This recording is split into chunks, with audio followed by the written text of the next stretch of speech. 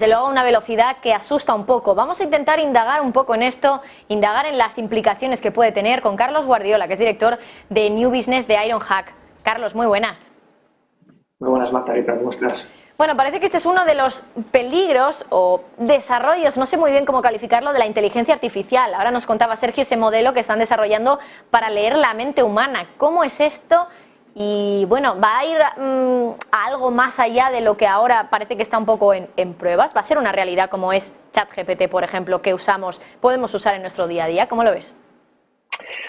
Bueno, pues a ver, lo que nos ha contado Sergio está genial, es súper interesante, pero bueno, son trabajos de investigación académica, ¿no? Y se basa en una cosa maravillosa que es meter a alguien a hacerle un escáner cerebral, ¿no? Entonces, no parece que las máquinas que hacen escáneres cerebrales pues, no parece que estén al alcance de cualquiera, pero bueno, no deja de ser algo en lo que se viene trabajando desde hace tiempo que tiene que ver con el análisis de imágenes, ¿no? Una de las grandes aplicaciones de la inteligencia artificial que más disruptivas están siendo es el análisis de imágenes y para mí el caso más relevante por el impacto que tiene en la humanidad son los avances que hizo DeepMind con AlphaFold y AlphaFold 2 en la creación de las bases de datos de proteínas, ¿no? Las proteínas, no sé si conocéis el caso, pero al final las proteínas, detectar las formas en las que se van a plegar es uno de los problemas de la biología desde pues, el principio del siglo XX, que se anunció este problema y que es fundamental en la investigación médica. Entonces, la capacidad que tenía la inteligencia artificial, los modelos de redes neuronales de DeepMind, para predecir estas estructuras se basaba básicamente en patrones de imágenes. Era una red neuronal basada en patrones de imágenes. Una parte de esa red generaba los patrones, otra parte probaba si la entropía que generaría ese patrón daría lugar a ese plegado o no. Pues esto es algo parecido. Al final son patrones de imágenes. Tenéis que pensar que la teoría de la mente, las investigaciones en teoría de la mente, es decir, en la capacidad de identificar los estados mentales de alguien sin invadir su cerebro, se han basado, las teorías más positivistas se han basado en el estudio de lo que pasa en los cerebros, ¿no? A partir de que se pueden empezar a hacer escáneres cerebrales, hay teorías que dicen, bueno, qué áreas del cerebro se activan en función de determinados pensamientos, determinados deseos, y lo que están haciendo estos investigadores es someter a personas, poner a alguien a escuchar podcasts, escuchar narraciones para ver qué partes de su cerebro se activan y luego ser capaces de identificar si esas partes se activan, ¿no? Viendo qué partes se están activando con lo que tú piensas, poder desentrañar, de nuevo a través de redes neuronales y de inteligencia artificial, poder desentrañar lo que has pensado, ¿no? Es un poco como algo se muere el alma cuando un amigo se va, ¿no? Si primero veo cómo reacciona tu cerebro cuando te doy unas palabras, puedo ser capaz de identificar, en función de lo que has activado, qué palabras has pensado. Y esto obviamente pues requiere capacidad de proceso y capacidad de análisis de patrones, pero obviamente a partir de un escáner cerebral. Entonces, claro, un escáner cerebral es una cosa compleja, costosa y que no está a la orden del día.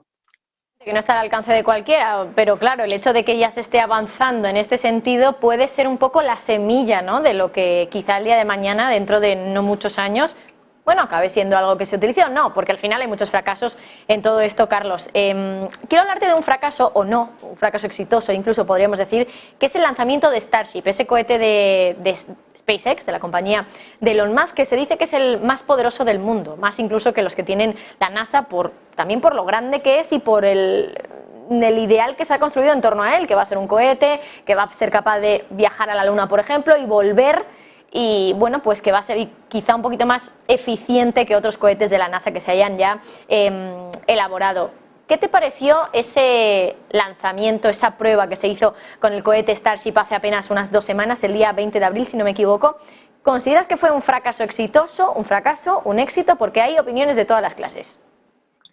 Si me dejas un segundillo, claro, para abundar en la conversación que teníamos antes, porque hay un estudio, luego si queréis os lo paso, hay un estudio que se publicó, yo creo que fue el año pasado, de unos investigadores en Japón que lo que estaban haciendo vinculaba inteligencia artificial, pensamiento, generación de imágenes y metaverso, ¿no? Estaban intentando decodificar los sueños que tenía alguien para generarlos, ¿no? En función de las áreas de tu cerebro que se activaban según qué palabras estabas pensando, ¿no? O qué imagen estabas viendo, ser capaz de reconstruir con generación, con redes de inteligencia artificial generativa, ser capaz de construir esas imágenes que habías visto en tus sueños, ¿no? Lo cual me parece todavía mucho más interesante y mucho más, ¿no? Más relevante que bueno, analizar lo que estás escuchando, ¿no? Porque claro, el mundo de los sueños, el mundo onírico da lugar a otro tipo de investigación completamente distinta. Y perdona por la pausa, volviendo al tema de SpaceX, pues, a ver, obviamente la investigación o el trabajo que está haciendo Elon Musk en sus empresas SpaceX a la hora de cambiar la forma en la que nos aproximamos al uso de dispositivos para ir al espacio, que tradicionalmente eran dispositivos que se usaban y se perdían, ¿no? La innovación que aportó SpaceX era que sus dispositivos, sus cohetes, se podían reutilizar y eso reducía drásticamente la inversión necesaria para lanzarlos. Obviamente, el lanzamiento es un fracaso desde el punto de vista pues que no consiguió su objetivo. Lo que están diciendo, ¿no? La teoría de la innovación, la teoría de los avances incrementales es que es necesario fallar para entender por qué falla y poder avanzar. El problema más relevante ha sido que la base desde la que se lanzan ha sido dañada. Y esa base dañada impide próximos lanzamientos en el corto plazo. Y no solamente lo impide, sino que además la Autoridad Espacial Americana ha sido denunciada por el impacto que ha tenido la destrucción de la base. No tanto el cohete, sino la base desde la que se lanza.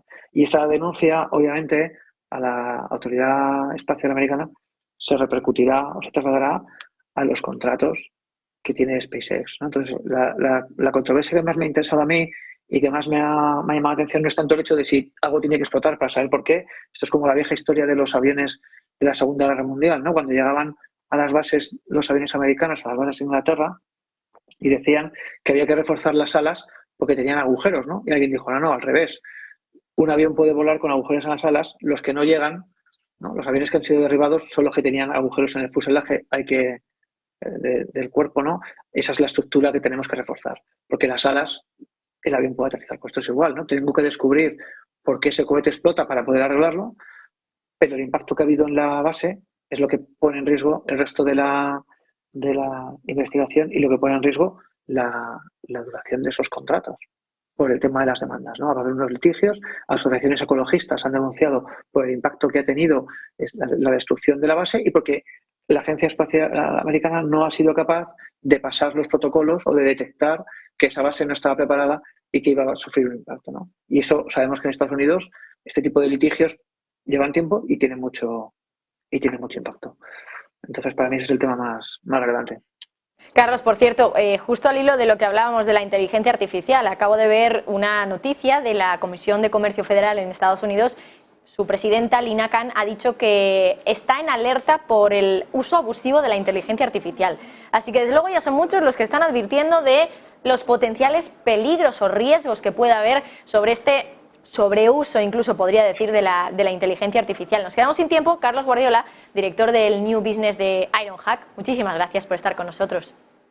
Muchas gracias a vosotros y nada, encantado de compartir. Hasta la próxima.